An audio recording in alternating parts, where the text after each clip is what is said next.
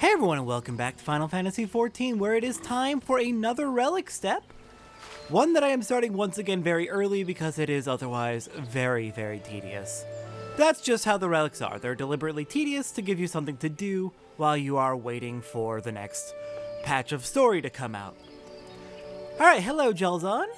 Soulglazed Relics. By his penetrating glaze, you have a feeling that Jelzon has further plans for your Relic weapon.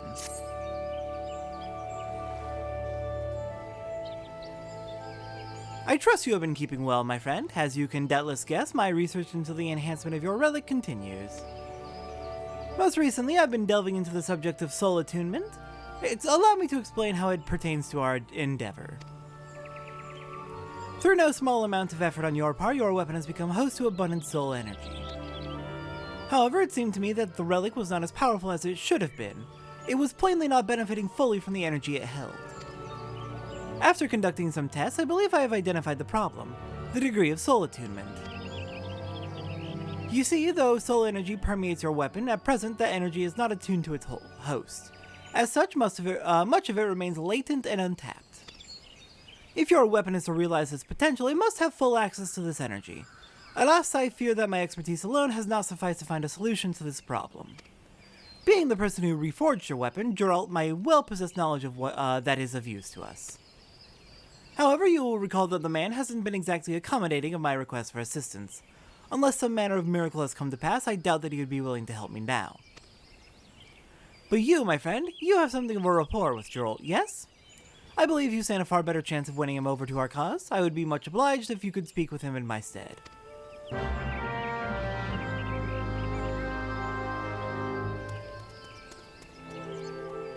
Alright, sounds good. So this step, honestly, I don't think is unreasonable. Honestly, a lot of the steps of the relic weapons I don't think are too unreasonable. In the context of doing the relic weapons when they first came out, because you are doing these while waiting for the next bit of story content to come out, it gives you a little bit something to do each day. And this step in particular actually is pretty not bad at all. It is tedious, but it's not bad as long as you're not doing a hard, like, I'm grinding out the relic right now. If you're doing it while you are just doing other stuff waiting for the next patch to come out, it's fine. But since these are no longer current content, it sucks. It's miserable.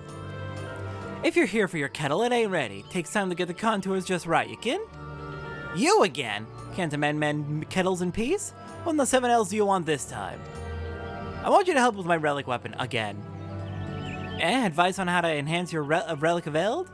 Well, might be as I can help you, but what's in it for me? Why should I drop me kettle mending just so you can kill things better? Oh no. Oh. Let's see, he is a master blacksmith. I don't think this will help. Either of these could be good. I could appeal to his ego, or I could threaten him with Rowena. No one deserves to be threatened with Rowena. You'll get to lord it over Jelzon. Now that you mention it, putting that know-it-all in his place would certainly make me feel better about myself. Fine, I'll hear what Jelzon has to say. You go and tell him to get his arse over here. Haha, there we go. Don't need to threaten anyone with Rowena. That's just cruel and unusual punishment.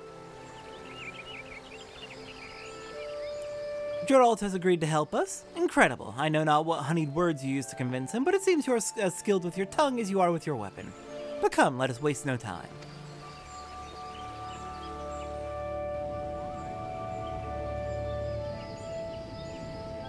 I'm told you've got questions for me, old man. I ain't got all day, so be quick about it.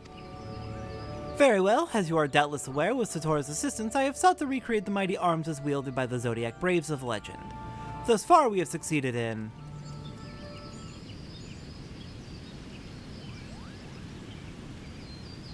So you want to attune the relic's soul energy to its host, is that right? Precisely, Master Geralt. Have you any advice to give us regarding this endeavor? I reckon I do. You need to isolate the energy inside your relic from external influence. You see, soul energy naturally becomes attuned to its host through use. Problem is, being composed of ether, that energy is fickle as sin. It gets easily distracted by forces outside the host. For attunement to happen, you need to get rid of them pesky outside forces. You can do this by making your weapon ether-tight. Book it if I know how, though you'll have to work that bit out yourself. Any road, once your weapon's ether tight, you'll just need to use it as usual. Run around and kill things with it. Over time, the energy ought to become one with its host. After that, I imagine you'll need to undo the ether tightness, or the newfound power will remain sealed. Isolation, but of course!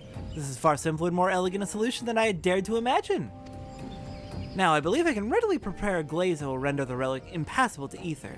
However, when will we know that sufficient attunement has been achieved and the glaze is ready to be removed? You know the Archons from Charlian? They use newfangled goggles that allow the wearers to see traces of ether. We can make something similar, I reckon. Mind you, we don't need nothing near sophisticated. A magnifying glass fitted with lenses that are crafted from ether-sensitive material ought to serve our needs. Yes, by blending finely ground crystals with glass, it should be possible to create such lenses as you describe. A truly inspired idea. You are a genius, Master Geralt. Praise is nice and all, but it won't slake a man's thirst. If you want to show your admiration, do it with a drink. But of course, my friend, for your invaluable assistance, I shall distill for you a fiery liquor the likes of which you have never tasted.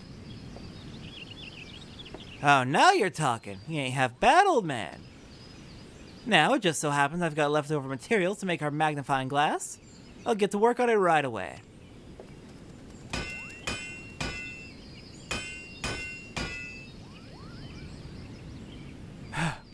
It's ready. With this, you'll be able to check soul attunement levels at a glance. I call it the Zodiac Glass. See that you put it to good use, you hear? Your skills are beyond compare, Master Geralt. For my part, I shall prepare the coating for Sator's Relic anon. When your preparations are in order, come and see me, and we shall make your weapon ether tight. I take my leave of you.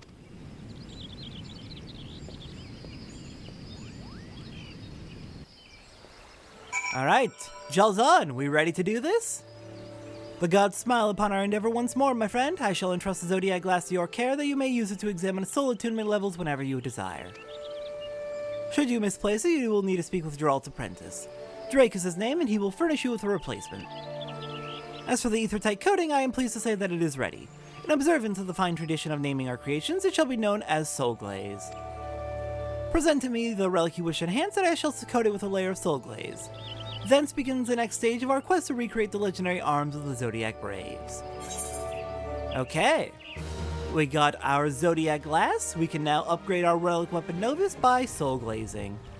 Just need to ask Jalzan to Soulglaze the Relic while it is in our inventory, or just equipped.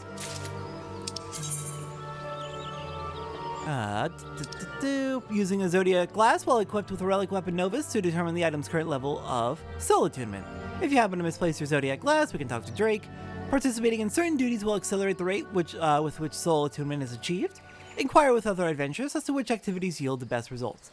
Yeah, that's another aspect of Relic Weapons, is they are intended to be a community effort to find out the best ways to do things. Once you believe Soul Attunement has been achieved, take your weapon back to Jalzan and Hearsmill to complete the upgrading process. Remember, Soul Energy can only attune to weapons which have been Soulglazed. If you decide to enhance additional Relic Weapons, do not forget to take them to first take them to Jalzan. Alright. And now we can also modify our weapons. We can now modify our Novus weapons in higher in order to change up their properties from our Sphere Scrolls. By soul glazing your relic, I can render it ether type, thus allowing the soul energy within to fully attune to its host. Okay, I believe the optimal way to do these soul attunement is if you are to a high level where you can independently run it unsynced. Running Ormvale around 40 to 50 times should be enough to get your soul attunement completely done. Yes, that's a lot. Next best would be, I think, Sastasha or Copperbell, since those are much lower level duties, much easier to go through on your own. Occasionally, duties will enter a bonus window where they give you double the amount of attunement. There are wikis out there which give you all the info you need to know about this, how many points each duty gives, how the bonus windows work. Generally, you cannot know which duties are in a bonus window until you actually run them once and see how much attunement you get out of them. It is a slow process. It is a very slow process. But I should be able to take care of it on my own time. That's why I'm doing this, getting started with this early. Without further ado, I shall apply Soulglaze to your weapon. Not a spot shall be left uncoated. Yes, that should do it. The relic is now completely ether-tight. With your weapon in hand, do that which you do best. Adventure. In due course, the spirit energy it bears shall become fully attuned. Alright, completing certain activities while equipped with our Soulglazed Relic will increase its soul attunement level. Using the glass will let us verify its progress. Once our relic weapon has achieved full soul attunement, which I believe it will let us know, there will be a big pop-up on screen when that happens, we may present it to Jalzahn to have it enhanced to his relic weapon Nexus. Alright, the upgraded weapon will retain the power received from materia by way of the sphere scroll. It is possible to alter the materia enhanced properties of our relic, both before and after the aforementioned upgrade. To initiate the process, please speak with Jalzahn. Alright, our Novus is now ready for us to begin grinding out progress, so I'm probably going to be running like one duty a day in order to get that done. Oh god, that's going to give me a lot of extra experience that I don't need. Oh well, it's fine. We're just going to be horribly overleveled. It's fine. Anyways, I'll be back when we are done with the soul attunement process. It's just going to be a really tedious run of dungeons and or duties. I know alliance raids are also a really good source of soul attunement, but they're also really slow, so they're not worth it in terms of attunement progress per like minute, is how that's how people usually measure it. If you're really high leveled and well prepared, Aurum Vale's best, followed by Sastasha and Copperbell. Possibly Bowl of Embers might also be a good way to do it. Bowl of Embers regular, the 4-person duty. But yeah, no, good luck with your soul attunement. It is a slow process. But it's doable. You can take care of it in like 2 hours. 1 hour if you get lucky with a bonus window. Alright, I'm at what should be the very end of this light grind. Okay, let's get in here and finish off Graphius. What I have been doing is doing runs of Totorak, unsynced as Scholar. Doing it unsynced lets me go in with my current level and gear stats. It doesn't get synced down to the intended level of the dungeon, which even at level 50, it's going to be fairly easy to get through here solo. Maybe not necessarily trivial. At level 63, it's trivial, but it's pretty easy. And my gear isn't exactly in level 63 levels. It's at a level 118, partially thanks to Azema's earrings being overpowered at level 63, compared to where I should be at level 50. But yeah, doing runs of Totorak unsynced, you get about 48 points of light each run. If you're lucky and it's one of the 2-hour bonus windows, you get 96 points instead. Same for most dungeons in A Realm Reborn. Once you hit 2,000 points total, you have finished off the grind, and we are able to hand in our weapon and get it upgraded. Okay. Let me just pull up my checklist for the relic gear. And let's hand it over. So we are enhancing our Novus weapon, I believe it was. Once the soul energy within your relic is attuned, present it to me. I shall remove its coating of Soulglaze that its newfound power might be unleashed. Alright, let's do it. We are upgrading the Omnilix. Well, I need to have it not equipped. That's probably the most irritating part of doing relic weapons, I think, is the fact that you can't have it equipped when you go to upgrade it. Why? Why did they think that was a good idea? I know why they probably do it. It's probably just like an actual limitation of the engine, but still, it's Alright, take my Omnilix. Ah yes, a telltale humming of power yearning to be set free. I scarcely require a Zodiac glass to see that your weapon's soul energy is now fully attuned. The Soulglazed coating has served its purpose. The time is ripe for it to come off. This will take but a moment.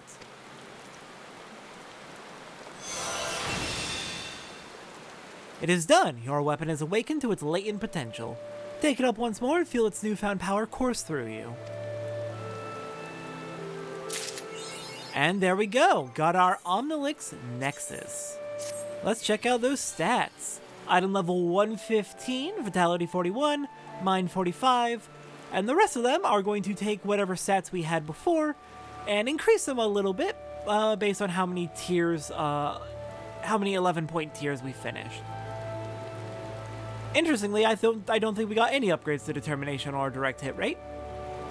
That's a little annoying. Oh well, it's fine. Anyways, we got a stronger weapon now. A little bit stronger. And let's take a look at it. Very nice glowy effect. I love the rings. But yeah, main disadvantage of doing the dungeon unsynced to get the light farm or Soulglazed farming done is the main disadvantage is the fact that you don't get experience from doing unsynced dungeons or any unsynced duties. Main advantage is you don't get experience, and I'm already overleveled, so that's a good thing for me. But also main advantage is you can just cruise through them. Even at level 50, it's 5-6 minutes tops to get through as a healer. A little bit faster as a DPS or tank.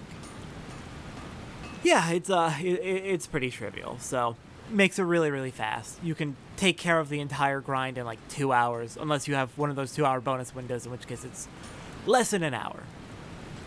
Anyways, let's go ahead and cut back over to my main, where I'm going to show off all of the different relic weapons at this tier, and then we are done. Alright, made it back to my main. Let's go check out those other relic weapons at the Nexus tier. Okay, so starting off with the Excalibur, the Paladin weapon.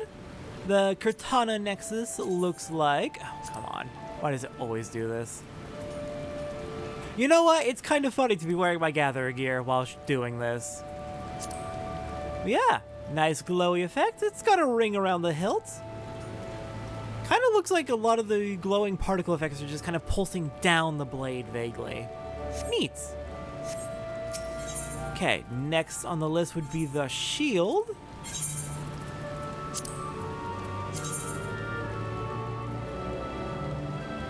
I do really like that ring. Okay, so this entire tier is going to be a very bright white glow, kind of a pulsing effect, and then a ring around some part of the object. Fair enough. Okay, next up is the knuckles for the monk. Those are on fire. I mean, they've always been kind of on fire, but those are just on fire.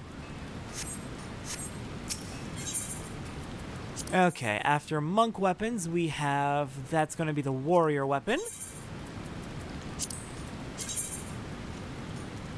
Okay, no, that's on fire. Jesus. I like the red. The red looks good. For a warrior weapon, that looks really good. That's kind of how I expect warrior weapons to look, honestly. On my main, I recently got warrior up to level 80, and God, oh my God, is it an overpowered job. I talked before about how the job is literally just, you're too angry to die. I didn't realize how right I was until I kept leveling it and learning more how to use it. It's ridiculous. Once we hit like mid-Heavensward levels, get some of those actions from Heavensward, Warrior gets to a point where you can't die, at least in trash pulls. Okay. Dragoon weapon looks pretty nice. I mean, it's all glowy. It's all the same effect. It's very bright, honestly. Okay, next up is the bow. See that? I like that shining sparkly effect that the bows have, and then I think the books have it as well. Though I'm curious why the string doesn't have an effect, given the string is what actually launches the arrow. I know nothing about archery, so ignore me and everything I say about it. Okay, so next up is ninja weapon. See, that's on fire again. I love it. I love this variant of the effect. It's honestly terrifying in a very good way. Okay, after that, we've got the white mage weapon, I believe. Ooh, I like the particles coming off the top. honestly gives vaguely magical girl energy. Vaguely. There has to be like a straight up magical girl weapon for White Mage, right? Like, it would not make sense for there not to be. Okay, Lilith Rod is, I believe, yeah, this is Black Mage. Again, really like this variant of the effect. And now those sparkles coming off the top look like burning embers. It's good. It's good. I like it. Next up, we have the Apocalypse, which is going to be the summoner weapon. Veil of Wiyu, Nexus. Yeah, look at that nice bright shine to it. Okay. How, Satora, are you supposed to read that? It's so bright, that is so bad for your eyes. And why the... I'm not gonna make fun of the ring too much, but it's silly that it's on both sides. Seriously, it's just gonna be so distracting when you're trying to read. Or write. And finally, we've already seen the Scholar weapon, but let's take another look at it.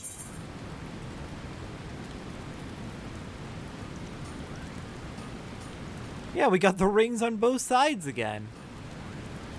So yeah, there's all of the Nexus weapons. Originally, this was intended to be towards the end of patch 2.3, but as you may have noticed, I put this episode right after the crafting. Fishing has been a nightmare, so I needed to delay fishing as long as possible. The Relic weapons were easier because at least it was consistent. The fishing is so RNG dependent that I'm having a nightmare of a time. But fishing will come in due time. For now, next time on Final Fantasy XIV, since I had to move things around, I'm not sure where what's coming next. Probably post-Moogle. Oh, wait, you know, no. Patch 2.3 dungeons are coming up next. So, I'll see everyone next time for that. Exciting.